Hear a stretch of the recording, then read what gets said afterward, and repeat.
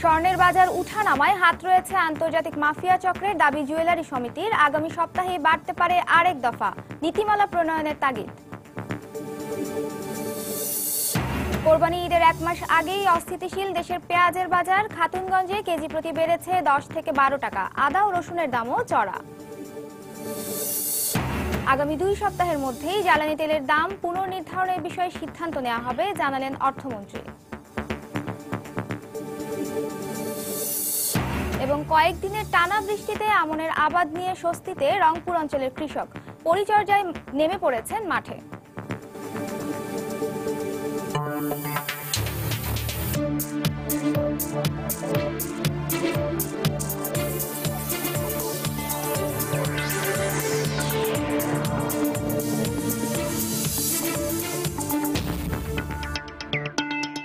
দেখছিলেন শিরোনাম। আমন্ত্রণ জানাচ্ছি দেশ ও দেশের বাইরের অর্থ বাণিজ্যের নানা খবর নিয়ে আমাদের নিয়মিত আয়োজন এ সময়ের বাণিজ্যে। আর আপনাদের সঙ্গে আছি আমি নাজিয়া শাকুর। দর্শক, অর্থ বাণিজ্যের অন্যান্য খবরের সঙ্গে আজ আমরা আলোচনা করব স্বর্ণের বাজারের বর্তমান পরিস্থিতি নিয়ে। আর এই নিয়ে কথা বলতে আজ আমাদের স্টুডিওতে উপস্থিত হয়েছেন ভেনাস জুয়েলার্সের স্বত্বাধিকারী গঙ্গাচরণ মালাকার। গঙ্গাচরণ মালাকার, আপনাকে সময় স্টুডিওতে স্বাগত জানাচ্ছি। আপনার সঙ্গে আলোচনায় যাব, তবে এই সংক্রান্ত একটি রিপোর্ট দেখে আসছি। বিশ্ববাজারের সঙ্গে তাল মেলাতে যে অস্থির দেশের স্বর্ণের বাজার, দামের এমন উঠানামায় ক্রেতা উপস্থিতি নিয়ে চিন্তিত ব্যবসায়ীরা। এদিকে স্বর্ণের বাজারে এমন অস্থিতিশীলতার পেছনে আন্তর্জাতিক মাফিয়া চক্রের হাত রয়েছে বলে দাবি বাংলাদেশ জুয়েলার্স সমিতি। তারা বলছে আগামী সপ্তাহেই আরেক দফা বাড়তে পারে স্বর্ণের দাম। অন্যদিকে বিশ্ববাজারের সঙ্গে দামের অসামঞ্জস্যতা দূর করে দেশের স্বর্ণের বাজার নিয়ন্ত্রণে শিগগিরই কার্যকর নীতিমালা গ্রহণের তাগিদ বাজার বিশ্লেষকদের। জুবার ফয়সালের রিপোর্ট। 1 ভরি 22 ক্যারেট স্বর্ণের বর্তমান বাজার দর 43,273 টাকা। একদিন আগেও যা ছিল 41,757 টাকা। নতুন দামে দেশের বাজারে 21 ক্যারেট স্বর্ণ 41,173 টাকা, আর 18 ক্যারেটের 1 ভরি স্বর্ণ কিনতে ক্রেতাদের গুনতে হবে 34,525 টাকা। রোববার থেকে কার্যকর হওয়া নতুন মূল্য তালিকা এর মধ্যেই টানানো হয়েছে জুয়েলারিগুলোতে। কয়েক দফা পতনের পর স্বর্ণের দাম বাড়ার বিষয়টিকে ইতিবাচকভাবেই দেখছেন ব্যবসায়ীরা। তবে এতে বাজারে বিদ্যমান ক্রেতা সংকট কাটবে না বলেও মনে করছেন তারা। ইন্টারন্যাশনাল মার্কেটে আমাদের এটা চিন্তা করলে চলবে না। সরকার যদি আমাদের গোল্ড একটা নীতিমালা করে আমাদেরকে দিত, তাহলে আমরা চিন্তা ভাবনা করতাম যে ওইভাবে চলতো। স্বর্ণের দাম ওঠানামা করলে একটু ব্যবসা খারাপই যায় সাধারণত। এদিকে আন্তর্জাতিক বাজারে যতটুকু দাম বেড়েছে সেই তুলনায় এখনো দেশের বাজারে স্বর্ণের দাম বাড়েনি বলে দাবি জুয়েলার্স সমিতির। বাজুস বলছে পর্যায়ক্রমে দেশের বাজারে আবারও বাড়তে পারে স্বর্ণের দাম। এটা ছিল আন্তর্জাতিক মাফিয়া চক্রের একটা খেলা। হ্যাঁ, সেই খেলার শিকার আমরা। আমাদের ধারণা ইতিমধ্যেই 3,000 টাকা স্বর্ণের বাজার বৃদ্ধি পেয়েছে। যদি বাজারের একই অবস্থা থাকে তাহলে আগামী সপ্তাহে আমরা আরো 1500 টাকা বৃদ্ধি করব। তবে সংগঠনটির এমন দাবির সঙ্গে সরাসরি দ্বিমত পোষণ করে বাজার বিশ্লেষকরা বলছেন দেশের বাজারে স্বর্ণের দর আন্তর্জাতিক বাজারের সঙ্গে সামঞ্জস্যপূর্ণ করতে দরকার সঠিক নীতিমালা গ্রহণ ও তার যথাযথ বাস্তবায়ন। যে আন্তর্জাতিক বাজারের সাথে আমাদের যে স্বর্ণের দামের যে ভেরিয়েশন প্রায় 11,000 টাকার মতো প্রতি ভরি প্রতি, এটা আসলে খুব বেশি অস্বাভাবিক। যখন আন্তর্জাতিক বাজারের দাম যখন চরমভাবে কমেছে, তখন কিন্তু এই সমিতি কিন্তু দামটা ওইটার সাথে সঙ্গতি রেখে যে ব্যাপক কমিয়েছে তা কিন্তু তারা করে নাই। জনস্বার্থে সরকারেরও বোধহয় এক্ষেত্রে কিছুটা নীতিমালা প্রণয়নের উদ্যোগ নেওয়া উচিত। চলতি বছরের জানুয়ারিতে সবশেষ স্বর্ণের দাম বাড়িয়েছিলেন ব্যবসায়ীরা। পরবর্তীতে মার্চ, জুলাই ও আগস্টের প্রথম সপ্তাহে 3 দফায় দাম কমেছিল সব ধরনের স্বর্ণের। জুবার ফয়সাল, সময় সংবাদ, ঢাকা। দর্শক, আমরা রিপোর্টটি দেখলাম। এবারে এ নিয়ে বিস্তারিত জানতে চলে যাচ্ছি ভেনাস জুয়েলার্সের স্বত্বাধিকারী এবং বাংলাদেশ জুয়েলারি সমিতির সিনিয়র সহসভাপতি গঙ্গাচরণ মালাকারের কাছে। গঙ্গাচরণ মালাকার, আমরা দেখতে পাচ্ছি আসলে স্বর্ণের বাজারে একটা উঠানামা দেখতে পাচ্ছি। গত কয়েক বছর ধরেই আসলে স্বর্ণের বাজারটা আমরা দেখতে পাচ্ছি অস্থিতিশীল। এই সপ্তাহ বছরে তো আরেকটুই বেশি দেখতে পাচ্ছি। জানুয়ারিতে সর্বশেষ দাম বাড়ার পরে আবার 2 দিন আগে দাম বাড়লো। তো এই যে মাঝখানে আবার দাম কমেছিল 3 দফায়, এই উঠানামা এটা কেন? এটা আসলে সোনার দাম এক সময় ছিল কয়েক বছর আগে শুধু বাড়া কমা, এটা সবসময় গোল্ডের দাম বাড়া ওঠা হয়, কারণ এটার একটা শেয়ার বাজারে আছে। গোল্ড এখন শেয়ার বাজারে এবং বিভিন্ন দেশে বিভিন্ন পরিস্থিতি অনুযায়ী টাকার মানের সাথে এর সম্পর্ক আছে, ডলারের মানের সাথে সম্পর্ক আছে। তার জন্য এই গোল্ড ওঠানামা হয়। এখন মাঝখানে যেটা আসছে, সোনার দাম কমে গেছিল হঠাৎ করে, এবং কমার পরে বেশ কয়েকদিন ছিল, অনেকের ধারণা ছিল যে সোনার দাম আরো কমে যাবে, কিন্তু এখন এটা আবার বাড়া শুরু হয়েছে। ইতিমধ্যে এটা হঠাৎ করে আবার যেটা বাড়লো, সেটার কারণ হলে চীনে, চায়নায় যেটা টাকার ডিভ্যালুয়েশন হয়েছে, সাথে সাথে ভারতের টাকাও ডিভ্যালুয়েশন হয়েছে। ভারতে সোনার দাম এসে গেছিল পার গ্রাম 10 গ্রাম, সেটা 24,000, লাস্ট 2-1 দিনের জন্য 22,000 হয়েছিল গ্রামে 10 গ্রাম সোনার দাম। এখন বর্তমানে ভারতও 27,500 পার আউন্স সোনার দাম, গ্রাম 10 গ্রাম, তার মানে সেখানেও প্রায় 3,000 টাকা বাড়ছে। বাংলাদেশের মার্কেটটা ভারতের বাজারের সাথে তাল মিলিয়ে চলে, কারণ আমাদের পার্শ্ববর্তী দেশে বড় মার্কেট, গোল্ডের দাম যদি কম থাকে বেশি এখানে, তাহলে দেশ থেকে সোনা চলে যায়। কিন্তু ক্রেতারা যখন অপেক্ষা করছিল যে দাম আরো কমবে, 3 দফায় দাম কমার পরে ক্রেতাদের কিন্তু আসলে প্রত্যাশাটা বেড়ে গিয়েছিল যে দাম হয়তো সামনে দাম আরো কমবে। এটা আমরাও এটা মানে হঠাৎ করে যে কোন দেশে কি ঘটবে, যে সোনার বাজারটা, যে চায়নাতে শেয়ার বাজারগুলি পড়ে গেছে, শেয়ার বাজার কোনো পড়াতে গোল্ড কেনা শুরু করছে, তারা পারচেজ করছে। বাজার জরিপে কিন্তু আমরা দেখছিলাম যে তারা হচ্ছে বাজারে আমরা দেখছিলাম যে ক্রেতার সংখ্যা কম, মানে দাম কমবে সেই প্রত্যাশা থেকেই হয়তো বা ক্রেতার সংখ্যা কম ছিল, কিন্তু এই যে দাম বেড়ে গেল, তাহলে সেক্ষেত্রে বিভিন্ন কাগজে বা ইন্টারনেটে কেউ কেউ মন্তব্য করেছে যে সোনার দাম 20,000 হয়ে যাবে, কেউ কোনো কোনো জায়গায় বলছে 13,000 টাকা যাবে, কিন্তু আমাদের কাস্টমার যারা, তারা মনে করছে সোনার দাম আরো কমে যাবে। এবং আমাদের দেশে যেটা ভাব ছিল যে কমে যাবে, আমাদের পার্শ্ববর্তী কান্ট্রিতে সেটা উল্টা হয়েছে। যখন সোনার দাম লোয়েস্ট ছিল, জুয়েলারিগুলিতে এত ভিড় ছিল যে গোল্ড তৈরি মাল যার কাছে যা ছিল প্রায় বিক্রি করে ফেলছে। তারা বুঝতে পারছে যে এত টাকা, 3,000 টাকা সোনার দাম কমে গেছে, এখানে বুঝি কিনার এখনই বুঝি কিনার সময়। আর আমাদের দেশে সেটা উল্টা হয়েছে, আমাদের দেশে যখন কমা শুরু হয়েছে, কাস্টমার কমে গেছে। আর গোল্ডের দামটা কখন বাড়বে, কখন কমবে, এটা কিন্তু আমি যতদিন ধরে এই বিজনেসে আসছি, তা কেউ সঠিকভাবে বলতে পারবে না। আর যদি কিছু কিছু আইডিয়া করে বলছে, হয়তো সেটা হয়তো কম ফলছে, কিন্তু বেশিরভাগই কোনো জায়গায় আইডিয়া করে। কারণ কোন দেশে সোনা সেল করে ফেলবে, কোন দেশ কোনো সময় বলে আমরা পারচেস করব। এইবার যেমন একটা রুমার ছিল চায়না সোনা বিক্রি করে ফেলবে। চায়না যদি সোনা বিক্রি করে, কয়েকশো টন সোনা বিক্রি করার একটা প্রস্তাব আসছিল, কিন্তু আসলে তারা বলছে বিক্রি হবে না, করবে না। যেমন গ্রিসের একটা ঘটনা ছিল, যেটা ওদেরকে সহায়তা করতে যে আসলে বাজারে অনেক স্বর্ণ বিক্রি করেছে। এগুলোতে কারণে এইটা একটা, যারা সোনা বাইং করে, তারা তো যখন বাইং করেন, প্রচুর বাইং করে, ইন্টারন্যাশনাল ভাবে যেগুলো শেয়ার মার্কেট আছে প্রচুর বাইং করে, তারা আবার ওই শেয়ার করে যাওয়াতে এই কয়টা কান্ট্রিতে তারা আবার গোল্ডে ঢুকে গেছে। কোনো সময় তেলে ইনভেস্ট করে, কোনো সময় তারা গোল্ডে ইনভেস্ট করে, কোনো সময় তারা শেয়ার বাজারে ইনভেস্ট করে। কিন্তু আরেকটি জিনিস আমরা দেখছি যে আন্তর্জাতিক বাজারের সাথে সামঞ্জস্য রেখেই হয়তো বা আমাদের দামটা ওঠানামা করে, কিন্তু যখন ওদের দাম বাড়ে, তার খুব দেখি যে আমরা খুব দ্রুতই হয়তো আমাদের দেশেও দাম বেড়ে যাচ্ছে, কিন্তু ওরা দাম কমানোর বেশ পরে আমাদের এখানে দামটা কমে। না, আমাদের এখানে যে গোল্ডের দামটা বাড়ায়, সেটা আমাদের জুয়েলারি সমিতি, বাংলাদেশ জুয়েলারি সমিতি মিটিং ডেকে নোটিশ সার্ভ করতে 4-5 দিন চলে যায়। মতামত নিয়ে, কারণ জুয়েলারি সমিতিতে কেউ এককভাবে সোনার দাম বাড়াইতে পারে না। জুয়েলারি সমিতি, বাংলাদেশ জুয়েলারি সমিতির যে কমিটি আছে সেই কমিটি অনুযায়ী তাদের প্রস্তাবের পরিপ্রেক্ষিতে বাড়ানো হয়।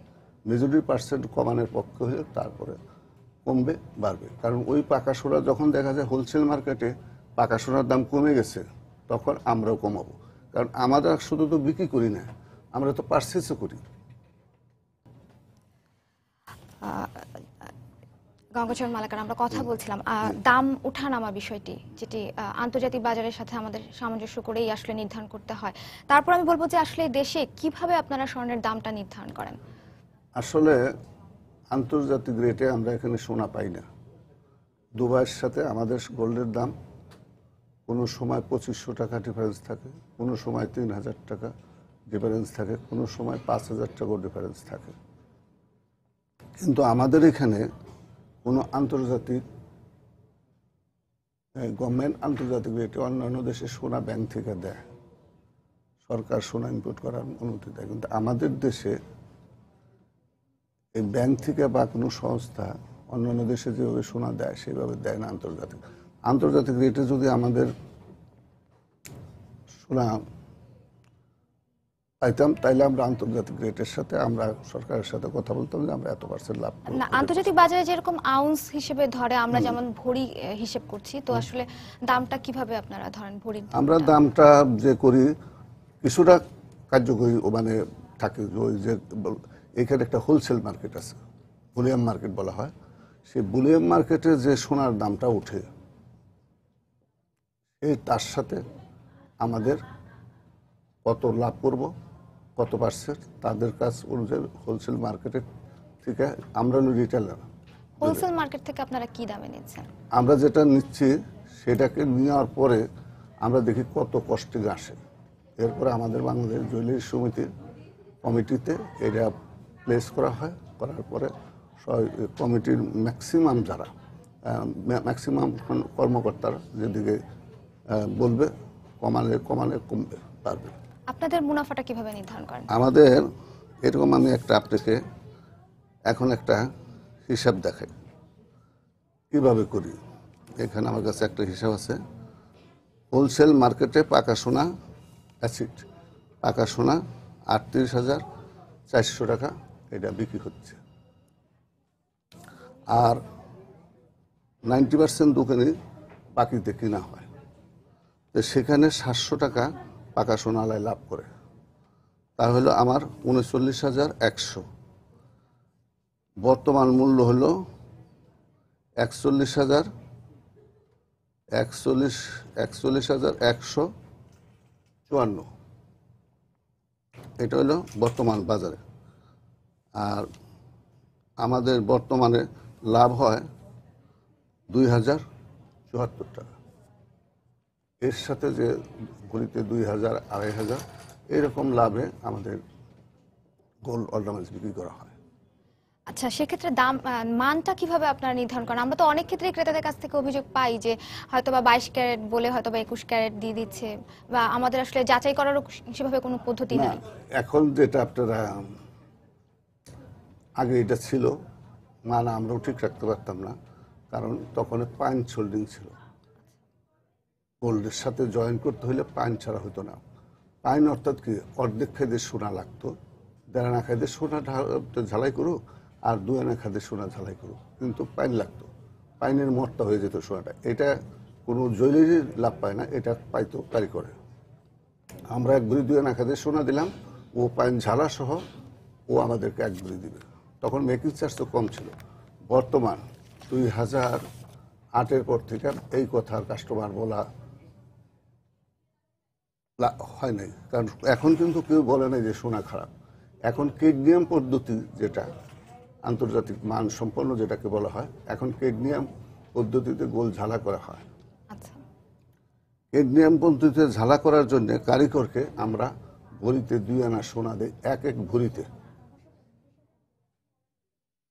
আর এখন ওই গ্যারান্টি গোল্ড শুধু এইটাই না, সোনার মান যাচাই করার জন্য আপনার কাছে গোল্ড আছে যাচাই করতে পারেন, বা কাস্টমার যদি, আমি কয়েকবারই আপনার টেলিভিশনে এই সাক্ষাৎকারে বলছি যে আমরা অ্যালার্ট করে দিছি কাস্টমারকে যে হলমার্ক বাংলা গোল্ড লিমিটেড নামে একটা ফ্যাক্টরি হয়েছে, সেখানে আপনার সঠিক মানের সোনা হলমার্ক যদি থাকে বাংলা গোল্ডের একটাই কোম্পানি, যেটা বাংলা গোল্ড লিমিটেড। আমরা কয়েকজনে মিলে করেছি সোনার মান উন্নতি করার জন্যে। তখন এখন ওই পাইপটা উঠে গেছে, উঠে যে এখন কেডমিয়ামে ঝালাই হয়। এখন গোল্ডে কোনো ডিসপোর্ট নাই।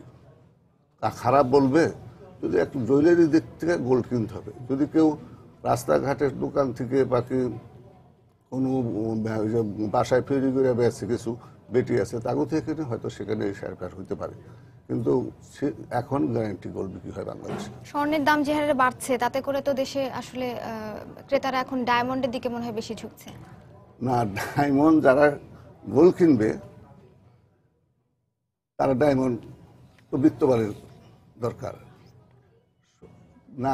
এখন যারা ডায়মন্ড কিনে তারা ছোটোখাটো জিনিস, মানে নাক ফুল পাওয়া যায় 2000 2500 টাকা, আবার 50,000 পাওয়া যায়, 1 লাখ টাকাও পাওয়া যায়। তবে ডায়মন্ডের এটা একটা মানুষের এখন সব কিছু ছোটো করতে চায়, এখন ডায়মন্ডের এখানে একটা ফ্যাশন। বেশিরভাগই যারা সাধারণ তারা একটা নাক ফুল, কানে একটা পাশা, তার লকেট এরা কিনে। আর যারা নাকি ডায়মন্ডের শৌখিন একটা বড় সেট কিনতে যায়, এখানে এত ট্যাক্স করে রাখছে সরকার। যদি ট্যাক্স কম হতো তাইলে ওটা ডায়মন্ডটা আরো ভালো চলতো। আমরা আলোচনার শেষ পর্যায়ে চলে এসেছি। গঙ্গাচরণ মালাকার, আপনাকে অনেক ধন্যবাদ আমাদেরকে সময় দেওয়ার জন্য। Thank you. আপনারও ধন্যবাদ। যারা আমাদের সাক্ষাৎকার শুনেছে আমার তাদেরকেও ধন্যবাদ। দর্শক, স্বর্ণের বাজার পরিস্থিতি নিয়ে কথা বলছিলাম ভেনাস জুয়েলার্সের স্বত্বাধিকারী এবং বাংলাদেশ জুয়েলার্স সমিতির সিনিয়র সহসভাপতি গঙ্গাচরণ মালাকারের সঙ্গে। আগামী 2 সপ্তাহের মধ্যে সংশ্লিষ্ট মন্ত্রণালয়ের সঙ্গে বৈঠক করে জ্বালানি তেলের দাম পুনর্নির্ধারণের বিষয়ে সিদ্ধান্ত নেওয়া হবে বলে জানিয়েছেন অর্থমন্ত্রী আবুল মাল আব্দুল মুহিত। রোববার বিকেলে সচিবালয়ে তিনি সাংবাদিকদের একথা জানান। এর আগে দাতা সংস্থা আইএমএফ এর নির্বাহী পরিচালক রাকেশ মোহনে অর্থমন্ত্রীর সঙ্গে সৌজন্য সাক্ষাৎ করেন। এ সময় বাংলাদেশের উন্নয়নে আইএমএফ এর সহযোগিতার বিষয়ে আলোচনা হয়। পরে বাংলাদেশ সফররত ব্রিটেনের আন্তর্জাতিক উন্নয়ন বিষয়ক প্রতিমন্ত্রী ডেসমন্ড শয়ানে অর্থমন্ত্রীর সঙ্গে সৌজন্য সাক্ষাৎ করেন। এ সময় বিভিন্ন সামাজিক উন্নয়নের বিষয়ে কথা হয়। পরে সাংবাদিকদের অর্থমন্ত্রী জানান, আন্তর্জাতিক বাজারে কয়েক দফা তেলের দাম কমলেও আগের ক্ষতি পুষিয়ে নিতেই সরকার অভ্যন্তরীণ বাজারে দামের সমন্বয় করেনি। তবে দীর্ঘদিন ধরে আন্তর্জাতিক তেলের বাজার স্থিতিশীল থাকায় 2 সপ্তাহের মধ্যেই এ বিষয়ে সিদ্ধান্ত নেওয়া হবে। আগামী মাসেই পে কমিশন চূড়ান্ত হবে বলেও সাংবাদিকদের এ সময় জানান অর্থমন্ত্রী। We are reviewing it. I have not fixed a date, but I'll fix it in the next 2 weeks or more. I'll have a meeting on this price of petroleum product price. Our first meeting I have to do with the energy division, energy and power. I have already asked them to prepare papers on it. I am told that they have prepared papers. ওটা নিয়ে তাদের সঙ্গে প্রথম বসবো, তারপরে it will go to the economic committee of the cabinet. Of course, এটা তো any day এখন হবে। এসআরও টেসারও তৈরি করতে সময় লাগে, এটা বেশ বড় এসআরও হয়তো অনেক বিষয় তো এটার মধ্যে, but this will be certainly done next মান্থে যাবে ডেফিনেটলি। নতুন শুল্ক আইন অনুযায়ী রাজস্ব আদায়ে ব্যবসায়ীদের উপর বাড়তি চাপ পড়বে না বলে আশ্বাস দিয়েছেন রাজস্ব বোর্ডের চেয়ারম্যান নজিবুর রহমান। রোববার বিকেলে ঢাকা চেম্বার ভবনে ব্যবসা পরিচালনার খরচ বিষয়ে সেমিনারে তিনি কথা বলেন। তিনি আরও বলেন, বন্ডের অপব্যবহার রোধ করতে পারলে রাজস্ব বোর্ডের পক্ষে প্রতি বছর 2টি পদ্মা সেতু তৈরি করার অর্থ যোগান দেওয়া সম্ভব হতো। সেমিনারে মূল প্রবন্ধে 2002 থেকে 2015 সাল পর্যন্ত ব্যবসায় বিভিন্ন খরচের হিসেব তুলে ধরা হয়। এতে বলা হয়, আফগানিস্তান ছাড়া সার্কভুক্ত দেশের মধ্যে ব্যবসা পরিচালনায় সবচেয়ে বেশি খরচ বেড়েছে বাংলাদেশে। ঢাকা চেম্বারের পক্ষ থেকে ব্যবসা পরিচালনায় খরচ কমানোর দাবি জানানো হয়।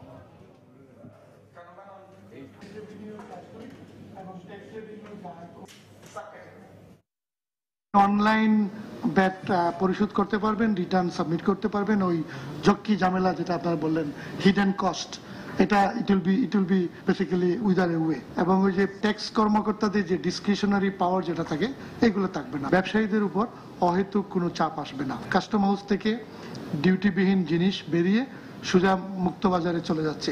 বন্ডে এই ধরনের অপব্যবহার যদি আমরা রোধ করতে পারি, প্রতি বছর এনবিআর বাংলাদেশকে 2টা পদ্মা সেতু নির্মাণের জন্য অতিরিক্ত রাজস্ব দিতে পারবে। দর্শক, জঙ্গি অর্থায়নের অভিযোগে গ্রেফতারকৃত 3 আইনজীবীকে হাটহাজারী থানার মামলায় রিমান্ড শুনানির জন্য চট্টগ্রাম আদালতে হাজির করা হয়েছে। এই মুহূর্তে সেখানে আছেন আমাদের রিপোর্টার কমল দে। সরাসরি চলে যাচ্ছি তার কাছে। ধন্যবাদ নাজি। আপনি যেটা বলছিলেন, চট্টগ্রামের হাটহাজারীর আবু বকর মাদ্রাসায় যে জঙ্গি আস্তানা উদ্ধার হয়েছিল সেই ঘটনায় 3 জন আইনজীবীকে গ্রেপ্তার দেখানো হয়েছে। এর মধ্যে রয়েছেন ব্যারিস্টার শাকিলা ফারজানা, অ্যাডভোকেট মাহফুজ বাপন এবং অ্যাডভোকেট হাসানুজ্জামান লিটন। 3 জনকে সকাল 11টার দিকে চট্টগ্রামের হাটহাজারী জুডিশিয়াল ম্যাজিস্ট্রেট মোসাদ্দেক মিনহাজের আদালতে নিয়ে আসা হয়েছে। এখন যথারীতি তাদের রিমান্ড শুনানি চলছে। আপনি জানেন, র্যাব এই মামলায় তাদেরকে গ্রেপ্তার দেখিয়ে 5 দিনের রিমান্ড আবেদন জানিয়েছিল গতকালকে। যেহেতু তারা বাঁশখালীর আদালতে 164 ধারা জবানবন্দি দিচ্ছিল, সে কারণে তাদের গতকালকার রিমান্ড শুনানি হয়নি। আদালত তাদের এই মামলায় গ্রেপ্তার দেখানোর পরে আজকে রিমান্ড শুনানির তারিখ ধার্য করেছিল এবং এক্ষেত্রে সকাল 9টা চট্টগ্রাম কেন্দ্রীয় কারাগার থেকে এই 3 আসামিকে পুলিশের করা পাহারায় চট্টগ্রাম আদালত ভবনে নিয়ে আসা হয়। এরপর তাদেরকে 11টা হাজির করা হয়েছে আদালতে এবং আদালতে এখন রিমান্ড শুনানি চলছে। এক্ষেত্রে আসামি পক্ষে আইনজীবীরা আদালতে যেটি বিষয় তুলে ধরেছেন, আমরা যেটা জানতে পেরেছি, তারা দাবি করছেন মূলত যে 101 কোটি 8 লাখ টাকা যে মনিরুজ্জামান ডনের অ্যাকাউন্টে পাওয়া গেছে এবং তার মধ্যে একটি অংশ দিয়েছেন শাকিলা ফারজানা, এবং তিনি দাবি করছেন মনিরুজ্জামান ডন তার একজন মক্কেল ছিলেন এবং সেই অনুযায়ী মক্কেলের টাকা তিনি ফেরত দিয়েছেন যেহেতু তিনি আর তার মামলা চালাবেন না বলে। এবং অন্যান্য আইনজীবী ঠিক একই দাবি করেছেন। এক্ষেত্রে তার পরিবারের থেকে একই দাবি করা হচ্ছে এবং আমরা জানি কিছুক্ষণ পরে কিন্তু তার পরিবারের পক্ষ থেকে একটি সংবাদ সম্মেলন করা কথা হয়েছে এই বিষয়টি নিয়ে। এদিকে র্যাব কর্মকর্তারা বলছেন যে মনিরুজ্জামান ডন, যিনি শহীদ হামজা ব্রিগেডের পরিচালক, তার অ্যাকাউন্টে 1 কোটি 38 লাখ টাকা পাওয়া গেছে এবং এর মধ্যে এই 3 আইনজীবী মূলত 1 কোটি 8 লাখ টাকা দিয়েছেন। তারা দাবি করছেন এই 3 আইনজীবী মূলত এই জঙ্গি সংগঠনটিকে অর্থায়ন করে আসছিলেন এবং সেই হিসাবে তারা বাংলাদেশ আদালতের নির্দেশে বাংলাদেশ ব্যাংকের সহায়তায় তার ডকুমেন্টের ভিত্তিতে তারা এই 3 আইনজীবীকে গত 18 আগস্ট রাতে ঢাকা ধানমন্ডি থেকে গ্রেপ্তার করেছিল। এরপর তাদেরকে বাঁশখালী লটমনি পাহাড়ে যে জঙ্গি আস্তান উদ্ধার হয়েছিল সেই মামলায় গ্রেপ্তার দেখিয়ে 4 দিনের রিমান্ডে জিজ্ঞাসাবাদ করে এবং জিজ্ঞাসাবাদ শেষে গতকালকে তাদেরকে আদালতে হাজির করানোর পর তারা 164 ধারা স্বীকারোক্তিমূলক জবানবন্দি দিয়েছে। আমরা যতটুকু জানতে পেরেছি, তারা দাবি করছেন 3টি ব্যাংকের মাধ্যমে মূলত এই 1 কোটি 8 লাখ টাকা লেনদেন হয়েছে বলে সরকার পক্ষ থেকে আমাদেরকে নিশ্চিত করা হয়েছে। এখন চলছে রিমান্ড শুনানি, হতে কিছুক্ষণ পরে আদালতের সিদ্ধান্ত কি হবে তা আমরা জানতে পারবো। এখন পর্যন্ত এই ছিল জঙ্গি অর্থায়নে 3 আইনজীবী রিমান্ড শুনানির সর্বশেষ। দর্শক, জঙ্গি অর্থায়নের অভিযোগে আটককৃত 3 আইনজীবীকে চট্টগ্রাম আদালতে হাজির করা হয়েছে। আর সে খবরই আমরা জানছিলাম সহকর্মী কমলের কাছ থেকে। প্রধান রপ্তানিকারক দেশ ভারতে হঠাৎ করে দাম বেড়ে যাওয়ায় কোরবানি ঈদের 1 মাস আগেই অস্থিতিশীল হয়ে উঠেছে দেশের পেঁয়াজের বাজার। গত 2 দিনের ব্যবধানে দেশের সবচেয়ে বড় পাইকারি বাজার চট্টগ্রামের খাতুনগঞ্জে কেজি প্রতি পেঁয়াজের দাম বেড়েছে 10 থেকে 12 টাকা পর্যন্ত। এছাড়া সরবরাহ সংকটে বেড়েছে আদা ও রসুনের দাম। বিস্তারিত ফেরদৌস লিপির রিপোর্টে। বৃহস্পতিবার খাতুনগঞ্জে প্রতি কেজি পেঁয়াজ বিক্রি হয় 52 থেকে 55 টাকা করে। শুক্রবার বন্ধের পর শনিবার সকালে প্রতি কেজি আরো 10 টাকা বেড়ে 62 টাকা থেকে 65 টাকা পর্যন্ত বিক্রি হয়। কিন্তু কয়েক ঘন্টার ব্যবধান অর্থাৎ বিকেলে এসে দাঁড়ায় 70 টাকায়, আর বাড়তে বাড়তে রোববারে ঠেকেছে 75 টাকায়। আর দামের এই ক্রম ঊর্ধ্বমুখিতার জন্য ভারতের পেঁয়াজের বাজারকে দায়ী করছেন ব্যবসায়ীরা। বন্যা হওয়ার কারণে ভারতে আমদানি কম, ভারত থেকে মাল বাংলাদেশে পড়তাই 75 টাকা। এই বাজারটা বাড়ছে। ইন্ডিয়ার থেকে বাংলাদেশ বর্ডার ঢুকছে, বর্ডার থেকে আমরা কিনে বেচা করতেছি, ওখান থেকে আমরা কিনতেছি। বা এখন আজকে বাজারে শুনলাম ওখান থেকে 74-75 চাচ্ছে, এখনো শুনতেছি নাকি বর্ডার বলতেছে আজকের বাজার ওইখানে 74 টাকা। এদিকে পেঁয়াজের ক্ষেত্রে ভারতের উপর নির্ভরশীল হলেও দাম নিয়ন্ত্রণে রাখতে বিকল্প হিসেবে মিয়ানমার, চীন, মিশর সহ অন্যান্য দেশ থেকে পেঁয়াজ আমদানি শুরু করেছেন ব্যবসায়ীরা। হঠাৎ দাম বাড়ে যাওয়ার কারণে কাস্টমার একটু কম ধরতেছে বা কম হচ্ছে। পার্শ্ববর্তী দেশ বার্মা আছে, বার্মা থেকে আসবে। 1 সপ্তাহের ভিতরে বাইরের মালগুলো আসলে এখানে বাজারটা রেটটা কিছুটা শিথিল হবে। যদি আসে তাহলে কমে যাবে, ক্রমান্বয়ে কমে যাবে। অ্যাভেলেবল এখন তো প্রতি ঘরে পেঁয়াজ নেই। অন্যদিকে সরবরাহ কম থাকায় বাড়তির দিকে আদা ও রসুনের দামও। এই ক্ষেত্রে 2 দিনের ব্যবধানে প্রতি কেজি আদা 5 টাকা এবং রসুন 2 টাকা করে বেড়েছে। আদা মার্কেটে না থাকায় চাহিদা হিসেবে মার্কেটে কম। আগে আমরা বেশি 60 টাকা 62 টাকা, এখন বর্তমানে 500 টাকা বেড়ে গেছে, 68-70 টাকা চাই মার্কেটে। রসুনের দাম একটু কোর্টে বেশি, তাই রসুনের দাম বাড়ছে। দেশি আদা তো নাই এখন, আপনার 70-90 টাকা, কিন্তু এখন আমরা বেচতেছি 65-70 টাকা। ব্যবসায়ীরা জানান দেশে বছরে পেঁয়াজের চাহিদা রয়েছে 18 লাখ মেট্রিক টন, রসুন 5 লাখ এবং আদার চাহিদা 3 লাখ মেট্রিক টনের মতো। ফেরদৌস লিপি, সময় সংবাদ, চট্টগ্রাম। দর্শক, এই মুহূর্তে রাজধানীর মোহাম্মদপুর কৃষি মার্কেটে আছেন সহকর্মী মোস্তফা মাহবুব। পেঁয়াজের বাজারের আজকের খবর জানতে চলে যাচ্ছি তার কাছে। তো কয়েকদিন ধরেই কিন্তু বাংলাদেশে যে পেঁয়াজের বাজার, সে পেঁয়াজের বাজার কিন্তু একটু অস্থিতিশীল হয়েছে বা উঠতির দিকে বা বাড়তির দিকে বলা যায়। তো আমরা এর আগে গত শুক্রবার বা তার আগে শুক্রবারেও দেখেছি এই পেঁয়াজের দাম কিন্তু 50 টাকা বা 50 থেকে 60 টাকার মধ্যেই কিন্তু ওঠানামা করেছে। আজকে আমরা এখন এই মুহূর্তে যে মোহাম্মদপুর কৃষি মার্কেট যে পাইকারি বাজারে আছি, এখানে কিন্তু ভারতীয় পেঁয়াজ যেটা আমদানিকৃত ভারতীয় পেঁয়াজ যেটা 80 টাকায় পাওয়া যাচ্ছে এবং দেশীয় পেঁয়াজ যেটা সেটা কিন্তু 75 টাকায় পাওয়া যাচ্ছে। যদিও মান ভেদে এই দামের কিন্তু 2 থেকে 3 টাকার পার্থক্য রয়েছে, তবে সর্বোচ্চ 80 টাকা এবং সর্বনিম্ন এবং দেশীয় পেঁয়াজের যে দাম সেটা কিন্তু 75 টাকায় আমরা দেখতে পেয়েছি। তবে এই পাইকারি বাজারের পাশেই যে খুচরা বাজার, সেখানে কিন্তু এই দাম আরো বেশ প্রায় প্রতিটি পেঁয়াজে, দেশি পেঁয়াজ এবং ভারতীয় পেঁয়াজে কিন্তু 10 থেকে 15 টাকা কিন্তু বেশি দেখতে পেয়েছি আমরা। তো আমাদের সাথে আমরা এখন একজন পাইকারের সাথে কথা বলবো, যারা এখানে এই পাইকারি বাজারে কিন্তু পেঁয়াজ বিক্রি করছেন। তো এই যে পেঁয়াজের দামটা, আজকের বাজারটা তো আপনি কিছুক্ষণ আগে যেমন বলছিলেন যে 80 টাকা বলছিলেন, হ্যাঁ, তো আজকে এই দামটা আসলে ঠিক কতদিনের মধ্যে ওঠানামা করলো? গতকাল থেকে আমরা বিক্রি করতেছি যে 75 থেকে 80 টাকায়। গতকাল সকালে বিক্রি করছি 70 টাকায়, বিকাল দিকে বিক্রি করছি 78-80 টাকায়। এখনো বিক্রি করতেছি 75 থেকে 80 টাকায় বিক্রি করতেছি আমরা। তো কেন, আপনাদের কাছে কি মনে হয়? কারণ প্রচুর মজুদ কিন্তু দেখতে পাচ্ছি আমরা। যাই দেখতে পারতেছেন, এটা গতকাল হাটে বিক্রি করতেছে 3000 টাকা থেকে 3200 টাকা। আমরা হাটে পেঁয়াজটা কৃষক কিনছে, কৃষক থেকে আমাদের ব্যাপারীরা কিনছে, তাই তারা রেট দিচ্ছে। আমাদের পেঁয়াজ এই দাম হলে বিক্রি করবেন, আমাদের 2-1 টাকা যে প্রফিট হয়। তো দর্শক, যেমনটা শুনছিলেন যে আসলে একজন পাইকারি বিক্রেতার সাথে আমরা কথা বলছিলাম। এই বাজার, পেঁয়াজের বাজারের দর কিন্তু আমি এই বাজারে আসার আগেও বেশ কিছু খোলা বাজার ঘুরে দেখেছি, সেখানে কিন্তু প্রায় 100 টাকাও কিন্তু ছাড়িয়ে গেছে দেশি পেঁয়াজের বাজারে। তো লক্ষণীয় বিষয় হচ্ছে যে ভারতীয় পেঁয়াজের চেয়ে কিন্তু খোলা বাজারে দেশি পেঁয়াজের দামটা বেশি। যদিও পাইকারি বাজারে কিন্তু ভারতীয় পেঁয়াজের দাম বেশি, কিন্তু দেশি পেঁয়াজের দাম কিন্তু সে অর্থে কিছুটা কম। তো এই ছিল আসলে পেঁয়াজের বাজারের খবর। দর্শক, সহকর্মী মোস্তফা মাহবুব জানাচ্ছিলেন রাজধানীর পেঁয়াজের বাজারের খবর। ভারতে পেঁয়াজ নষ্ট হয়ে যাওয়ায় এবং আমদানিকারকদের বাড়তি দামে কিনতে হয় হিলি স্থলবন্দরেও বেড়ে গেছে পেঁয়াজের দাম। আজকের বাজার পরিস্থিতি সম্পর্কে জানতে টেলিফোনে আমরা কথা বলছি হিলি প্রতিনিধি শফিকুল ইসলাম শফিকের সাথে। শফিক। নাজিয়া, আপনি যেমনটা বলছিলেন, এখনো কোরবানি ঈদ আসতে এখনো তো 1 মাস বাকি আছে। এর মধ্যে দফায় দফায় পেঁয়াজের দাম বৃদ্ধি হয়ে বর্তমানে আজকে হিলি বাজারে পেঁয়াজ বিক্রি হচ্ছে 70 টাকা পাইকারি বাজারে, যেটা গত সপ্তাহের শুরুতে দাম ছিল 40 থেকে 42 টাকাতে। এই কয়েকদিনের ব্যবধানে প্রায় 20 থেকে 22 টাকা বেড়ে গেছে নাজিয়া। তো আর একটা বিষয় হচ্ছে কি, যে এই যে পেঁয়াজের দামটা এত বৃদ্ধির কারণে আমি ভারতের এক্সপোর্টার সাথে কথা বলেছি পীযূষের সঙ্গে। তিনি আমাকে জানিয়েছেন যে পেঁয়াজটা ভারতের মধ্যে প্রায় সংকট দেখা দিয়েছে। আর হঠাৎ করে যে লাগাতার যে বন্যা বা যে লাগাতার যে বৃষ্টির কারণে এই পেঁয়াজটা আসতে অনেক ক্ষতি হচ্ছে, যে কারণে তাদের পেঁয়াজটা মানে পচে যাচ্ছে, যে কারণে দামটা বৃদ্ধি করেছে।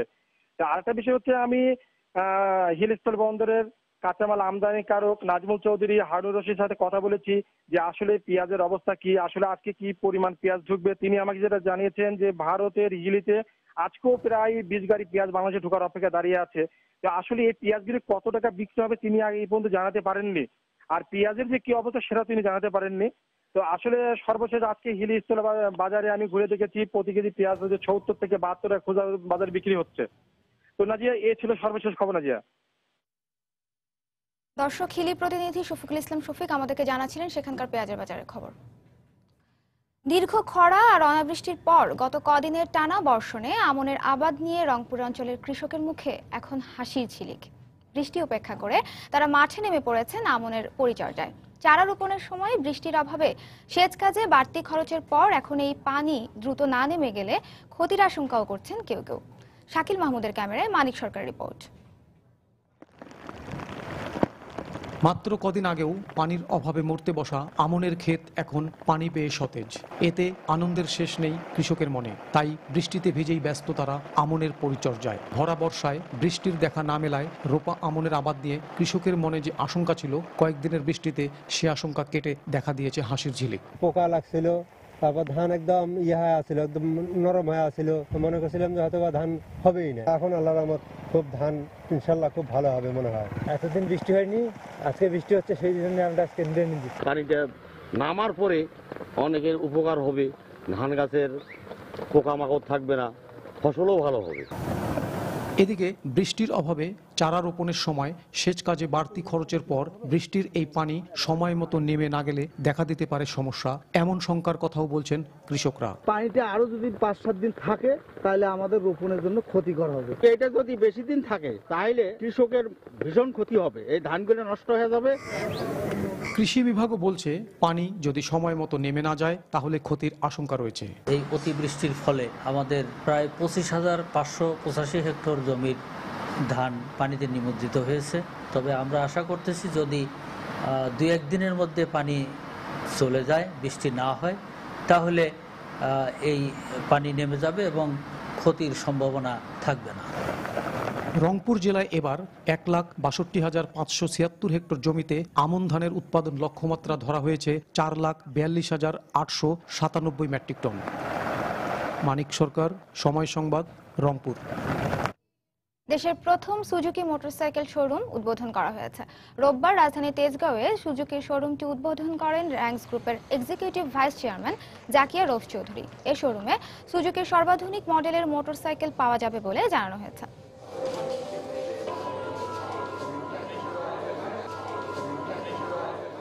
এবারে দেশের বাইরের অর্থ বাণিজ্যের খবর। গত সপ্তাহে বেশ খারাপ সময় পার করেছে মার্কিন পুঁজিবাজার ওয়াল স্ট্রিট। দফায় দফায় পতন হয়েছে নাসডাক ও ডাও জোন্স সূচকের। শুধু যুক্তরাষ্ট্রেরই নয়, গোটা বিশ্ব পুঁজিবাজারের চালচিত্রই এখন এমন।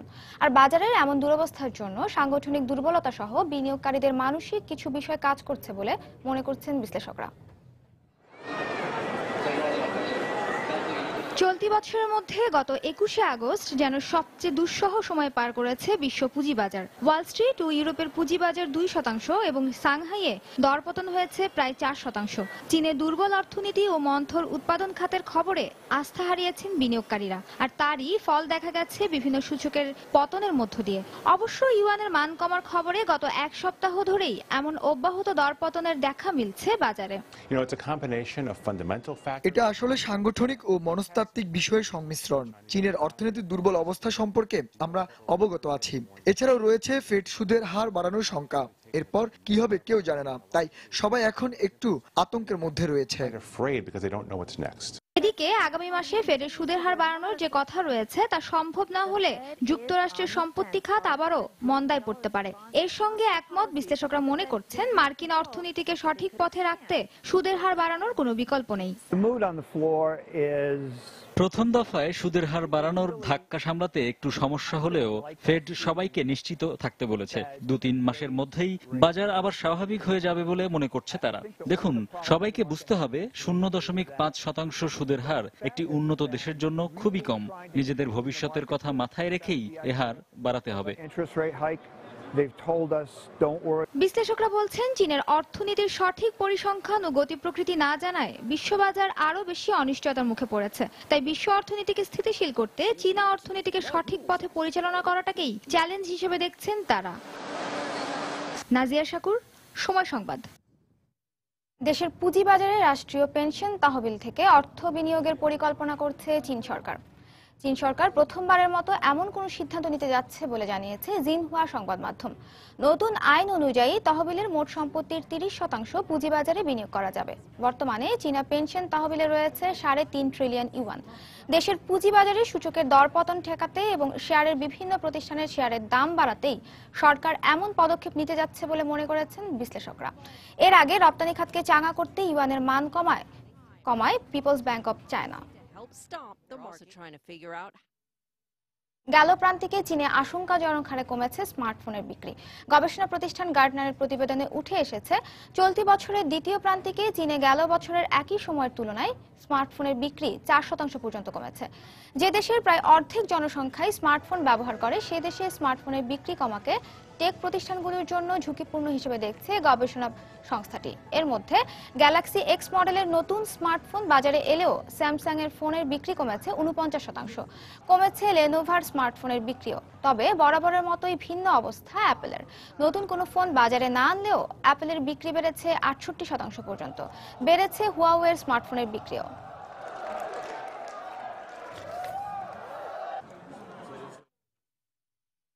ইউরোপের কেন্দ্রীয় ব্যাংকের ঋণ পরিশোধের পরপরই গ্রিসের সাবেক প্রধানমন্ত্রী অ্যালেক্সিস সিপ্রাসের হুট করে ক্ষমতা ছেড়ে দেয়া আর তৃতীয় দফায় নির্বাচনের বিষয়টি নিয়ে দ্বিধা বিভক্ত গ্রিসের সাধারণ মানুষ আর মন্ত্রী পর্যায়ের সদস্যরা। ব্যয় সংকোচন নীতির বিরোধিতা করলেও এখন তার পক্ষেই কথা বলছেন সাধারণ গ্রিকরা। তবে সিপ্রাসের আকস্মিক এই সিদ্ধান্তকে ইতিবাচক হিসেবে না দেখে আবারও তার সমালোচনায় সরব সিপ্রাস বিরোধী সংসদ সদস্যরা। ক্ষমতায় এসে সরকার গঠনের সম্ভাবনা রয়েছে সাবেক জ্বালানি মন্ত্রী পানাগিওতিস লাফাজিনসের দল পপুলার ইউনিটের।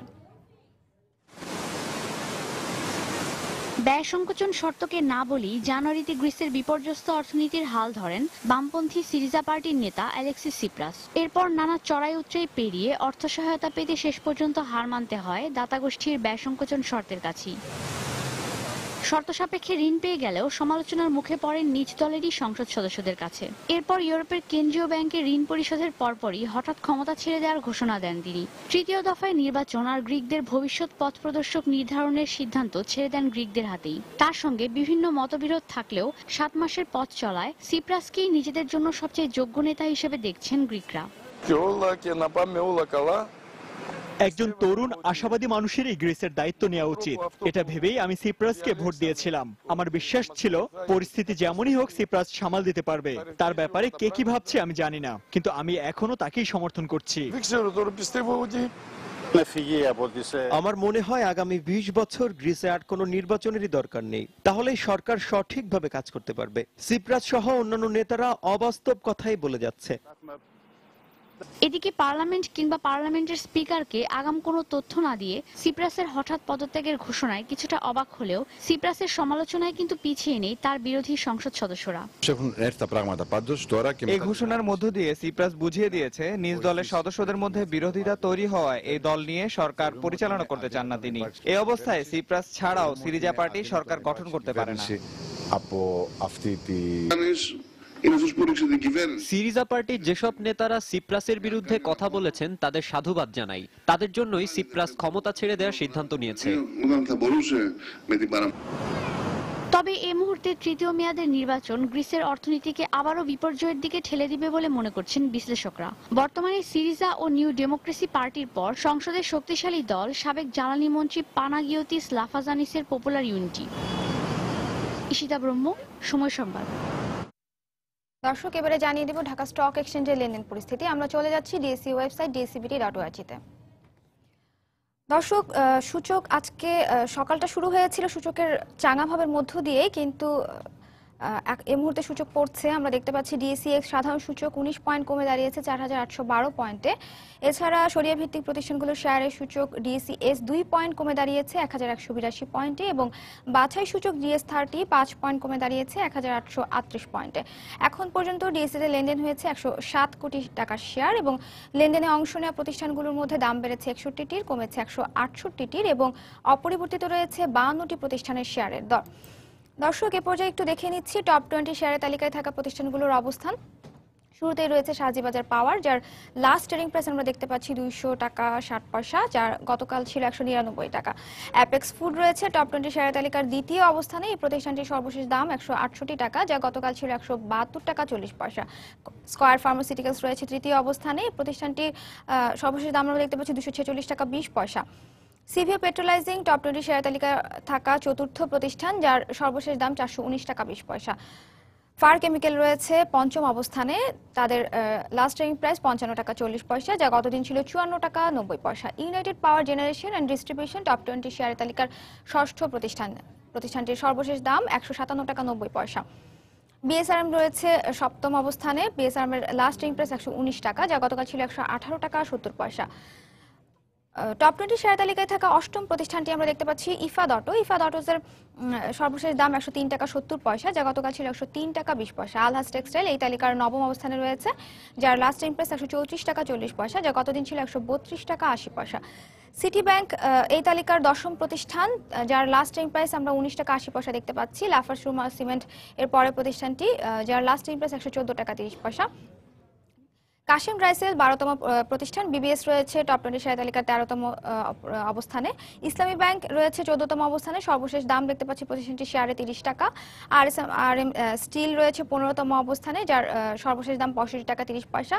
অ্যাপেক্স ট্যানারি রয়েছে 16তম অবস্থানে। 17তম অবস্থানে থাকা প্রতিষ্ঠানটি ট্রাস্ট ব্যাংক এবং 18তম অবস্থানে দেখতে পাচ্ছি সেন্ট্রাল ফার্মাসিউটিক্যালস এবং 19তম অবস্থানে ডেসকো এবং 20তম অবস্থানে রয়েছে ওয়ান ব্যাংক লিমিটেড, যার সর্বশেষ দাম আমরা দেখতে পাচ্ছি 13 টাকা 60 পয়সা, যা গতদিন ছিল 13 টাকা 50 পয়সা। দর্শক, এই ছিল আমার কাছে থাকা ডিএসসির সর্বশেষ খবর। আবারও জানিয়ে দিচ্ছি এই সময় বাণিজ্যের শিরোনামগুলো। স্বর্ণের বাজার উঠানামায় হাত রয়েছে আন্তর্জাতিক মাফিয়া চক্রের, দাবি জুয়েলারি সমিতির। আগামী সপ্তাহে বাড়তে পারে আরেক দফা, নীতিমালা প্রণয়নের তাগিদ। কোরবানি ঈদের 1 মাস আগেই অস্থিতিশীল দেশের পেঁয়াজের বাজার। খাতুনগঞ্জে কেজি প্রতি বেড়েছে 10 থেকে 12 টাকা। আদা ও রসুনের দামও চড়া। আগামী 2 সপ্তাহের মধ্যেই জ্বালানি তেলের দাম পুনর্নির্ধারণের বিষয়ে সিদ্ধান্ত নেওয়া হবে, জানালেন অর্থমন্ত্রী। এবং কয়েকদিনের টানা বৃষ্টিতে আমনের আবাদ নিয়ে স্বস্তিতে রংপুর অঞ্চলের কৃষক, পরিচর্যায় নেমে পড়েছেন মাঠে। এই ছিল এই সময়ের বাণিজ্যে। যে কোনো খবর পেতে ভিজিট করুন সময়নিউজ.tv। সঙ্গে থাকুন সময়ের।